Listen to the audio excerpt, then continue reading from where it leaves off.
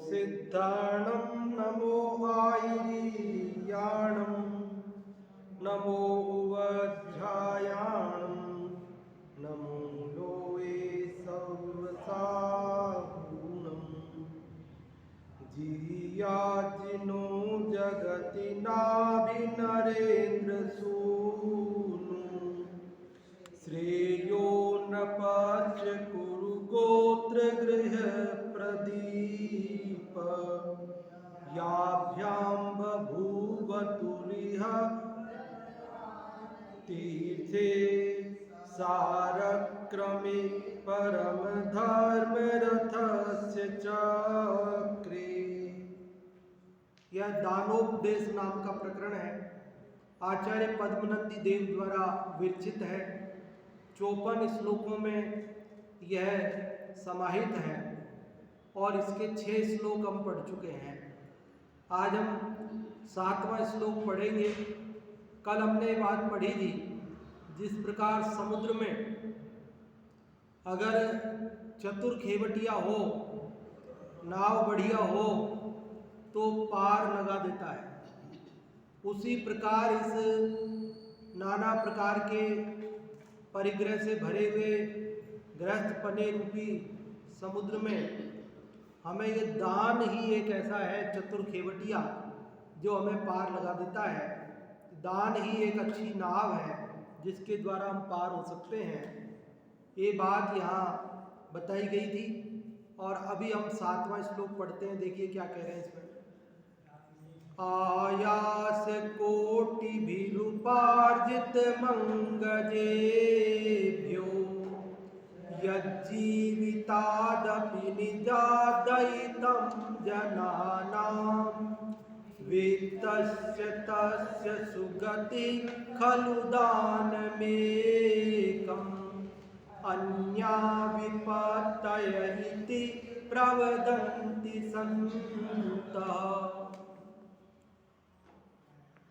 क्या कह रहे हैं? देखो, लय भी तो भक्तामृत स्तोत्र वाली, वसंत तिल का छंद वाली है ना। क्या कह रहे हैं कि आयास कोटि भी उपार्जितम अंगजेभ्यो। आयास मतलब प्रयास, आयास मतलब परिश्रम, आयास मतलब परेशानी, कष्ट। इनके द्वारा कितने प्रयास, कितने पुरुषार्थ, कोटि भी, करोड़ों प्रयासों के द्वारा उपार्जितम, जिसको उपार्जित किया है, कमाया है, इकट्ठा किया है। धन कैसा है? आसानी से मिलता है क्या?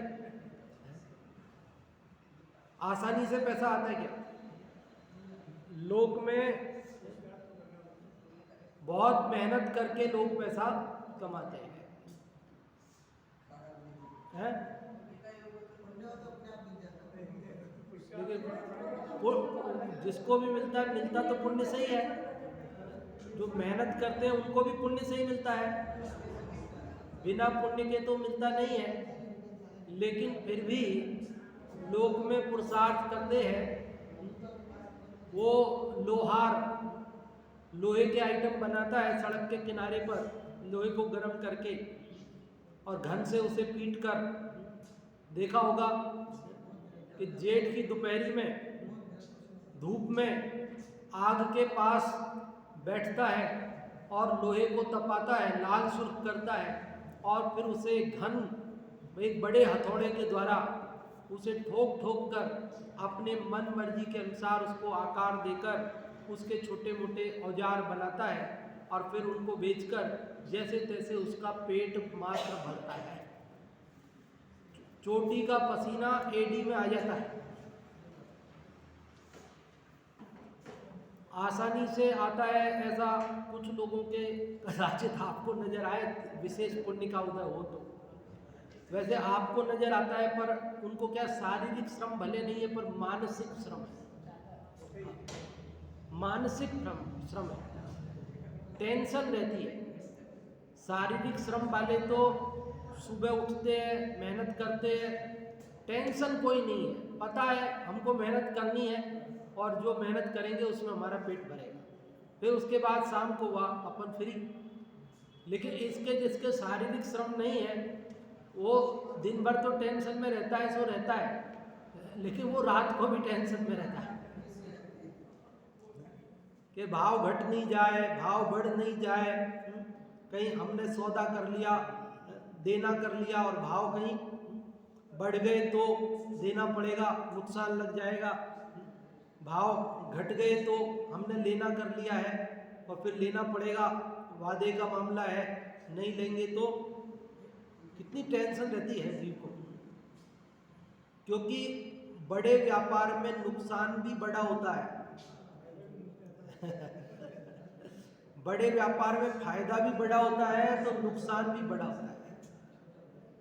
छोटे दुकानदार के दुकान में एक डिब्बा तेल का रखा है 15 किलो, अगर तेल के भाव गिर भी गए तो कितना नुकसान हो जाएगा। लेकिन बड़े तेल के थोक के व्यापारी के 2000 टिन रखे हैं गोदाम में अब उसको अगर भाव गिरते हैं तो बड़ा नुकसान हो जाएगा, समझ रहे। इसलिए ऐसा नहीं है कि किसी को बहुत आसानी से मिल जाता है, सामान्यतया मेहनत तो सभी को करनी पड़ती है। दादा बताया करते थे जब हम पढ़ते थे कि बम्बई में बड़े बड़े सेठ, उनके घर आलीशान बने हुए हैं, एसी लगे हैं, नौकर भी एसी में ही रहता है, दिन भर वहीं रहना है, पूरा ही घर एसी है तो काम करेगा तो एसी में ही रहेगा, कहाँ जाएगा। और कहीं भेज दे उसको तो काम पड़े तो बुलाने में आने में टाइम लगेगा ना, तो रात को भी काम पड़े दिन को भी पड़े तो उसी में वहीं रखते, उसी घर में ही रखते, उसको जाने नहीं देते, तू यहीं रहे।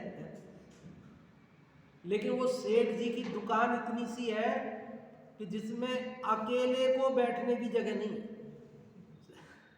सुबह 10 बजे से शाम को 8 बजे तक वो दुकान में खड़े खड़े 10 घंटे खड़े खड़े दुकान में व्यापार करते, बैठने की जगह नहीं है और बैठने की फुर्सत भी नहीं है। तो इतनी मेहनत से पैसा कमाता है, कैसे कमाता है? आयास कोटि भी रूपार्जितम। कैसा है? आयास कोटि भी, करोड़ों उपायों से, करोड़ों प्रयासों से उपार्जित। देखा है व्यापारियों को कैसे कैसे मेहनत करके कमाते हैं।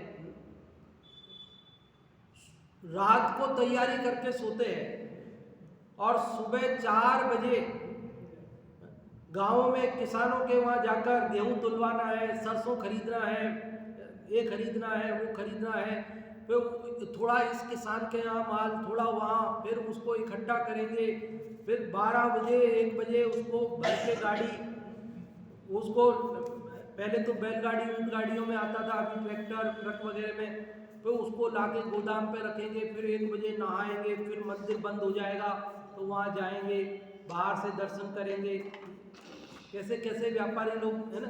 अब फिर बाद में 2 बजे जाके भोजन करेंगे, फिर दुकान खोलेंगे, फिर वो शाम तक उसमें, फिर बाद में उसको बाहर मंडी में भेजना है, फिर यहाँ से लेके गए तो पता चला कि मंडी में भाव कम हो गए हैं तो बेच नहीं सकते हैं, तो उसको वहाँ गोदाम किराए का लेकर रखते हैं, फिर वहाँ किराया गोदाम का चलता है, चूहे अनाज बिगाड़ते हैं और इधर जो है रकम का ब्याज चलता है और दिमाग पे टेंशन चलता है कैसे कैसे कष्ट है जीव को।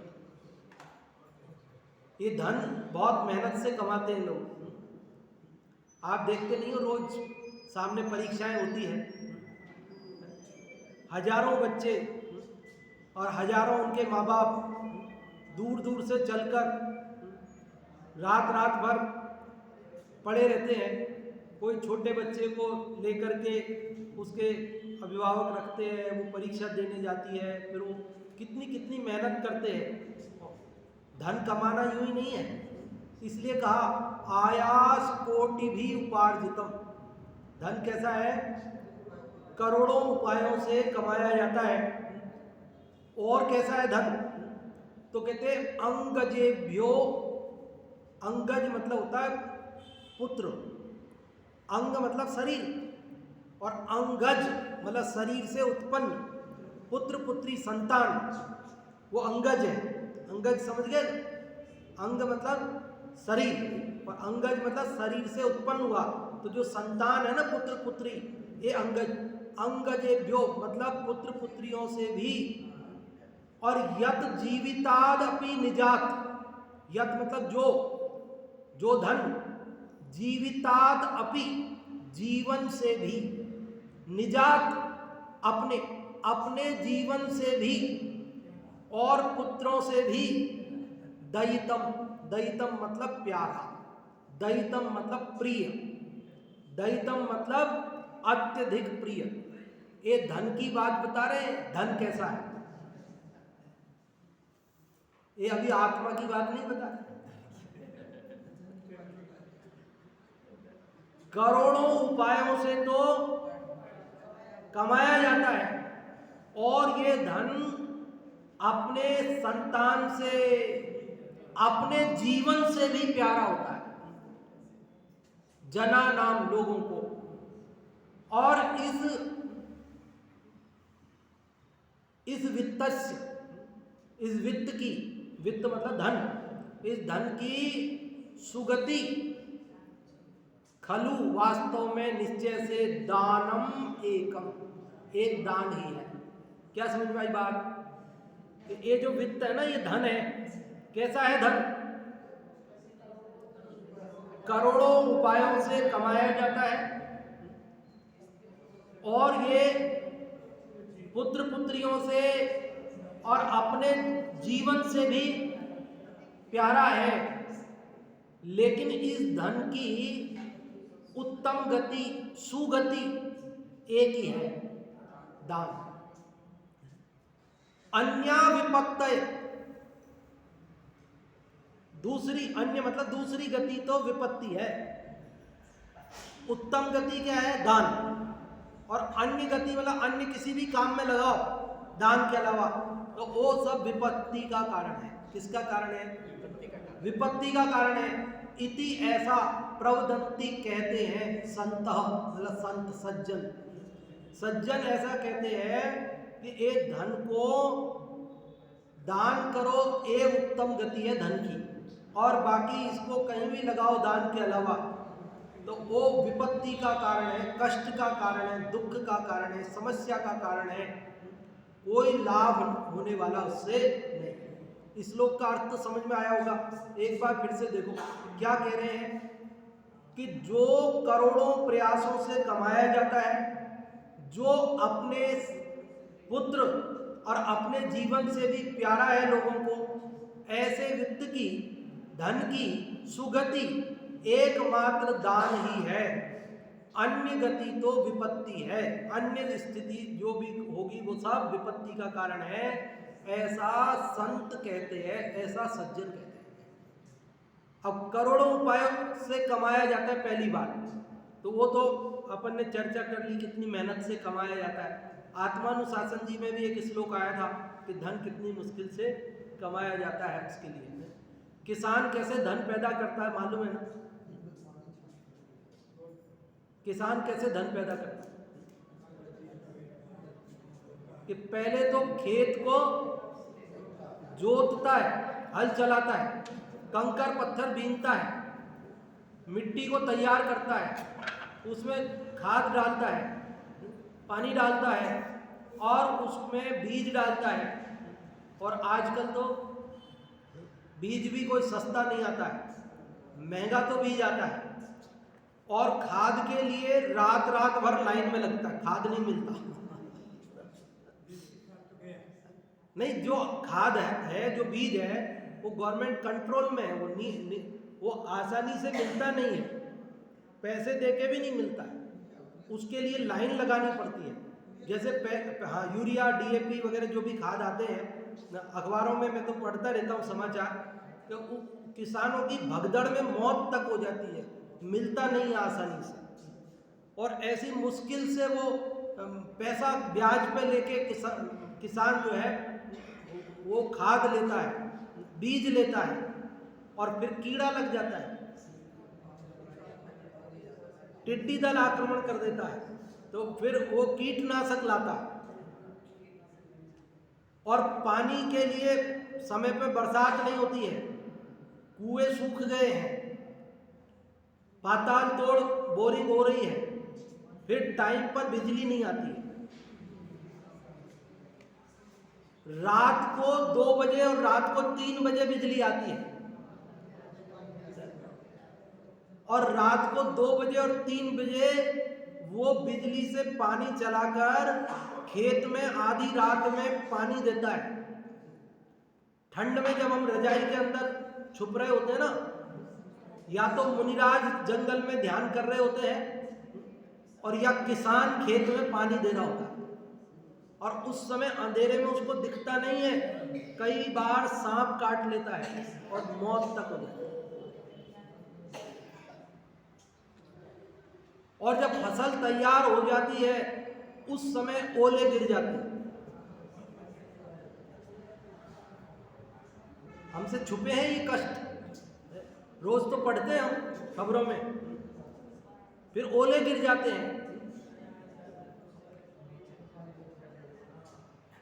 जितने पैसे उसमें लगाए उतनी फसल तैयार हाथ में नहीं आती है, इतनी मुश्किल होती है।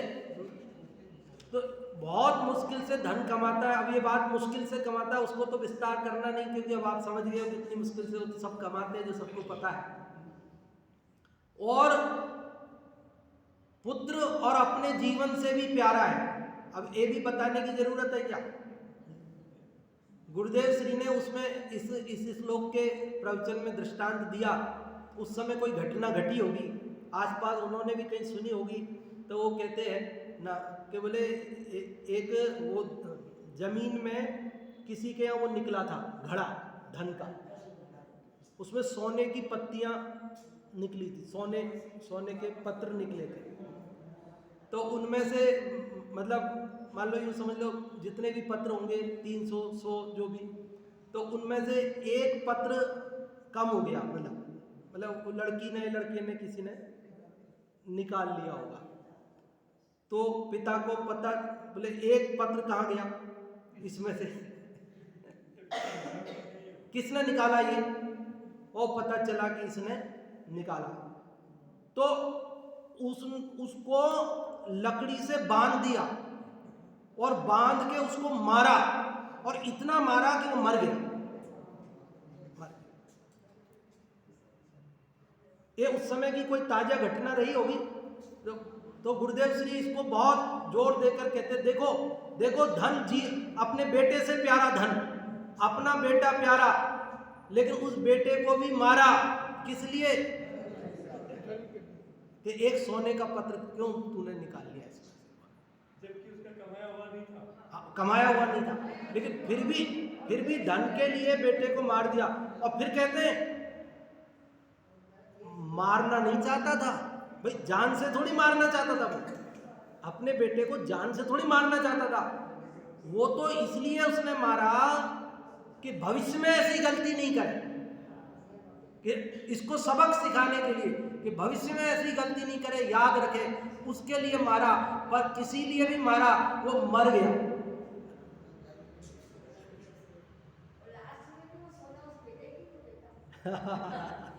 ये कल वाली बात है।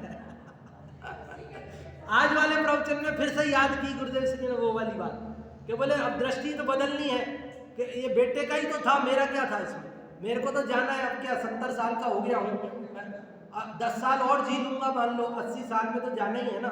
फिर पैसा तो इसी का ही है फिर, लेकिन बस जीव को लोभ ऐसा है, धन का राग ऐसा है कि छूटता नहीं है। वो धन जो है, धन के खातिर बेटे को मार, धन के खातिर बेटा बाप को मार।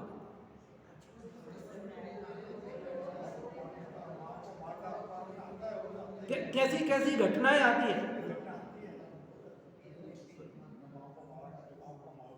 अब इन घटनाओं की तो चर्चा करने में भी मेरे को डर लगता है, कोई दूसरा प्रेरणा नहीं ले ले इसलिए वो तो मैं सुनाऊंगा नहीं, बहुत सारी घटनाएं है ना। तो आप ये समझ लो कि धन कैसा है, करोड़ों उपायों से कमाया जाता है, और कैसा है, अपनी संतान से, अरे यहां तक कि अपने जीवन से। हम तो बनिए हैं ना, चमड़ी चली जाए पर दमड़ी नहीं जाए। हमारी धन के मामले में हमारी कितनी पकड़ है, चमड़ी चली जाए पर दमड़ी नहीं जानी चाहिए। ये प्रसिद्ध है हमारे लिए। तो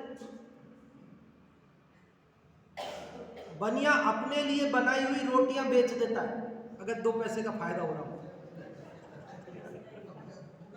अपने खाने के लिए रोटियां बनाई हो, ग्राहक आ जाए कि रोटी चाहिए तो बोले 10 रुपए की एक मिलेगी, हाँ साहब लो 40 रुपए दो, चार रोटी के ले जाते हो।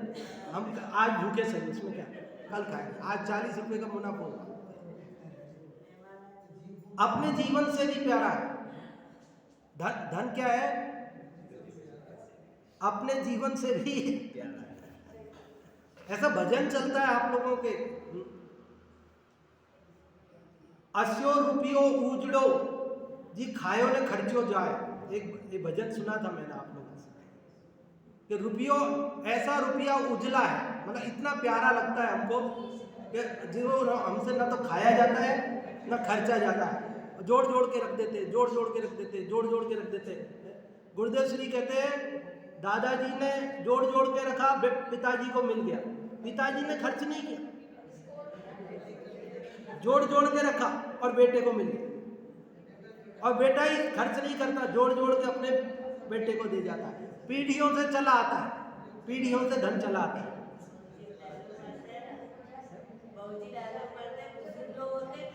हाँ वो है ना, कर खाते थे, हाँ मण बेरा करते थे। हाँ और अभी वाले मण खाते हैं, कर लेकिन अभी वाले निर्लोभी हो गए, ऐसा नहीं समझना। अभी वाले धन के लोभी नहीं, विषयों के लोभी हो गए। पहले वाले विषयों को रोक छोड़ देते पर धन बचा लेते। और आज के लोग क्या है कि धन जाए भले, पर हमको तो खाना है तो खाना है, घूमना है तो घूमना है, पीना है तो पीना है, किसी भी कीमत पे।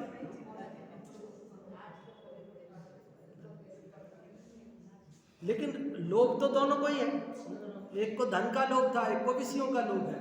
लोभ तो लोभ ही है। तो क्या कह रहे हैं यहाँ पर, आयास कोटि भीरुपार्जित मंगजेभ्यो यज्जीवितादपि निजादयितं जनानां वित्तस्य तस्य सुगति खलु दानमेकम् अन्या विपत्तय इति प्रवदन्ति सन्तः। के करोड़ों उपायों से कमाया जाता है, स्त्री पुत्र आदि से भी, अपने जीवन से भी प्यारा है। पहले वो मटकी में कुएं से पानी लाती थी माताएं बहनें, तो 2 मटकी माथे पे, बाकी सब समझ लेना, आप समझते हो मुझे क्या कहना। मालूम, अगर रास्ते में ऐसे पक्के रास्ते नहीं थे, ऊबड़ खाबड़ रास्ते होते थे, कोई ठोकर खा करके अगर महिला गिर जाती, घुटने में लग जाए परवाह नहीं, मटकी नहीं टूटनी थी। उस समय 2 पैसे की हांडी आती थी, 2 नए पैसे की मटकी आती थी। तो वो कहे 2 पैसे की मटकी नहीं जानी चाहिए, भले घुटनों में खून आ जाए, कोई टेंशन नहीं वो तो ठीक हो जाएगा, पर 2 पैसे की मटकी नहीं जानी चाहिए। ऐसा धन की पकड़ है जीव को, ऐसी धन की पकड़ है। और लेकिन यहाँ आचार्य पद्मनंदी देव कह रहे भैया ये धन की उत्तम गति दान है। क्या है इस धन की उत्तम गति? भले ही आपने करोड़ों उपायों से कमाया, भले आपको जीवन से भी प्यारा, भले आपको पुत्रों से भी प्यारा, लेकिन इस धन को अगर आप दान में लगाओगे तब तो वो सदगति का कारण है, भव के अभाव का कारण बनेगा। और अगर आप उस धन को अपने भोगों में खर्च करोगे, जोड़ जोड़ के रखोगे, तो वो विपत्ति का कारण बनेगा। हाँ, बहुत बढ़िया। भर्तृहरि ने लिखा है नीति शतक में, दानम क्या है, दानम भोगो नासस तिस्रो गतयो भवन्ति वित्तस्य यो न ददाति न च भुङ्क्ते तस्य तृतीया गतिर् भवति। ऐसा श्लोक है। क्या श्लोक है कि दान, भोग और नाश, धन की 3 गतियां हैं। कितनी गतियां? दान उत्तम गति है दान, और मध्यम गति है भोग, और जघन्य गति है नाश। लेकिन अगर कोई दान नहीं देवे और भोगे भी नहीं, अपने भी काम में नहीं लेवे, और जोड़ जोड़ के रखता रहे, तो क्या होगा उसका? तो बोले नाश तो तुमको नहीं करना है, वो अपने आप हो जाएगा। दान तुम कर सकते हो, दान नहीं हो तो अपने और अपने परिवार के काम में ले सकते हो, लेकिन वो भी तुम नहीं कर सकते हो, तो बोले नाश तो वो हो ही जाएगा, उसमें क्या है। चोर चुरा के ले जाएंगे, चोर नहीं चुरा के ले गया तो हमारी आयु पूरी हो जाएगी, तो हम चले जाएंगे, पड़ा रहेगा, हमारे लिए तो नष्ट जैसा ही है। हमारे किस काम का धन, हमारे किस काम का है? हाँ, इनकम टैक्स वाले, ये दुनिया भर के वो सारी समस्याएं हैं। वो कहा ना, अन्या विपत्तया, दान तो उत्तम गति है और बाकी सब विपत्ति है। विपत्ति विपत्ति विपत्ति शब्द पे ध्यान दो आप।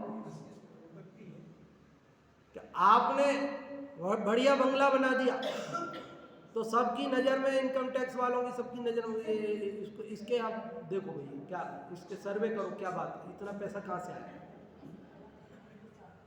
और समाज में भी सब लोग, यार इतना बड़ा मकान बनाया है और कुछ देते हुए तो हो नहीं हो इतना बड़ा मकान बनाया है तो इतना तो दिया करो। हाँ हाँ हाँ, स्टे ले आएंगे, स्टे ले आएंगे। मतलब अन्य तो विपत्ति का कारण है। आप उसे जोड़ जोड़ के घर में रखो तो आपके मरने का इंतजार करते हैं कि कब पापा जी मरे और कब हमारे हाथ में चाबी आए। आपके मरने का इंतजार करते हैं, ऐसा स्वरूप है। आज ही एक भाई बता रहे थे मेरे को कि बोले साहब, उनके पापा जी के जाने के बाद घर में बंटवारे को लेकर झगड़ा हो रहा है। हो रहा होगा, बोले 20 करोड़ से ऊपर की संपत्ति है। वो माता जी कहती है कि 4 भाग कर दो। वो कहता है कि माता जी आपको क्या मतलब है, आपको कोई तकलीफ हो जो बोलो, आपको तो कोई तकलीफ आने नहीं दूंगा। आप इस लपड़े में क्यों पड़ते हो, आप धर्म ध्यान करो और आपको जो चाहिए वो मैं दे दूं। 4 भाग की बात मत करो। इस स्वरूप है जगत का, है? ऐसा ही स्वरूप है ना, ऐसा स्वरूप है। क्या स्वरूप है जगत? ये धन विपत्ति का कारण है। भाइयों में बैर कराता है, धन भाइयों में बैर कराता है। धन के कारण पिता पुत्र में बैर हो जाता है। धन के कारण रिश्तेदारों में ईर्ष्या हो जाती है। धन के कारण बाकी कहीं भी आप पैसा लगाओगे तो वो सब किसका कारण है? विपत्ति का कारण है। आप धन का गहना बना लिया, सोना पहन कर जाओ, क्या होगा? है?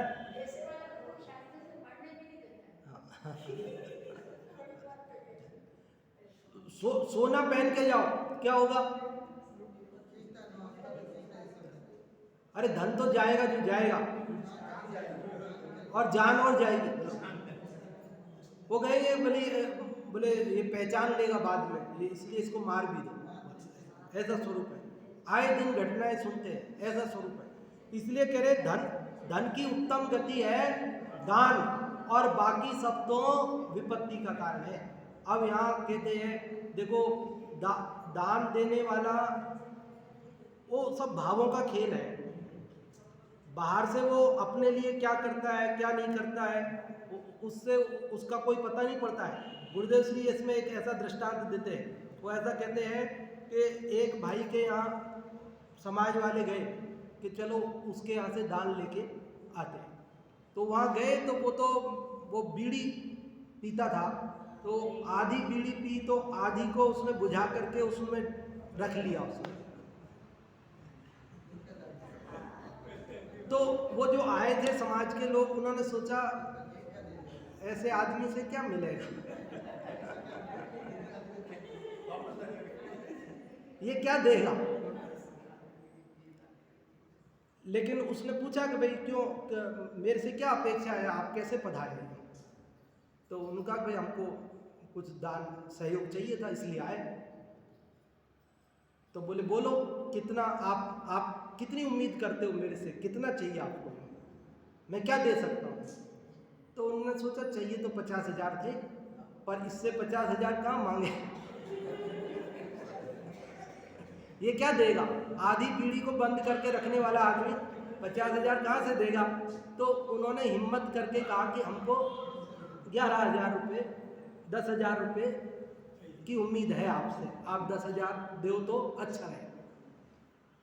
तो उसने कहा लो 50,000 लिख लो, मेरे 50,000 लिख लो। और उसने 50,000 दे दिए तुरंत निकाल कर। बोले अगर आप 2 लाख भी मांगते तो मैं 2 लाख भी देता, पर अभी मैंने 50,000 सोच के रखा था, आपने भले ही 10 मांगे तो मैं 50 दूंगा। कह रहे बाहर के आचरण से उसके दान के भावों की कोई तुलना नहीं कर सकते आप। फिर उससे पूछा उन्होंने, अरे तो तुमने बीड़ी का आधा हिस्सा तो बुझा के रख लिया, हमको लगा तुम इतने कंजूस हो तो तुम 50,000 कहाँ से दोगे, इसलिए हमने तो 10 मांगे थे।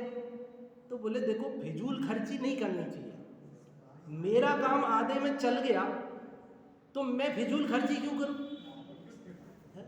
और ये कचरा यहाँ वहाँ क्यों डालूं, मैंने रख लिया अब इकट्ठा करके एक जगह कचरे की जगह डाल दूंगा।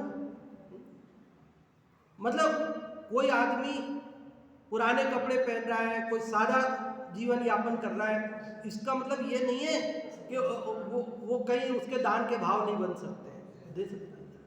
लालसोट के पास में एक छोटा सा गांव था, वहाँ शायद एक ही जैन का घर था, एक ही घर था जैन का, और उसने गांव में जोरदार मंदिर बनाया अकेले ने, कहीं से दान लेने नहीं गया वो, अकेले ने, और बढ़िया पंच कल्याणक कराया। मेरे समय की बात नहीं, वो थोड़ी पुरानी बात है, हमारे पिताजी बताया करते थे। तो बोले वहाँ लालसोट के पास कोई गांव है और वहाँ एक ही आदमी रहता था, एक ही परिवार था, और मंदिर बनाया जोरदार अकेले व्यक्ति ने, और पंच कल्याणक भी कराया जोरदार। बोले हम गए थे उस पंच कल्याणक में, ऐसा बताते थे पिताजी। तो हमने सोचा कि ये एक आदमी है और इस एक आदमी ने इतना जोरदार मंदिर बनाया है और ऐसा जोरदार पंच कल्याणक कराया है, तो इस गांव में इस आदमी का घर तो देखना चाहिए, घर कितना बड़ा होगा इसका, जब इतना बड़ा मंदिर बनाया है, इतना जोरदार पंच कल्याणक किया है, तो घर तो कोई महल जैसा होगा इसका। तो बोले हम घर देखने गए, एकदम साधारण छोटा सा घर।